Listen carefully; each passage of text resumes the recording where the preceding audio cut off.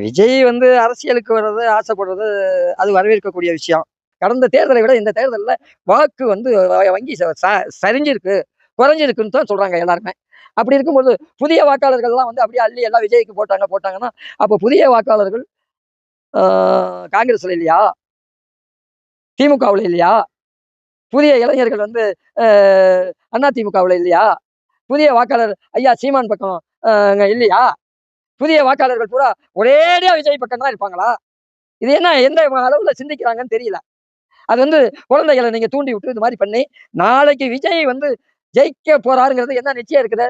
ஓட்டு போட்டது நாங்க. கட்சிக்காரன் பூரா கட்சிக்காரனுக்கு ஓட்டு போடுவான். நீ கட்சிக்காரன், நீ புதுசா இப்ப தான் வந்திருக்க. நாங்கெல்லாம் நடுநிலையாளர்கள்.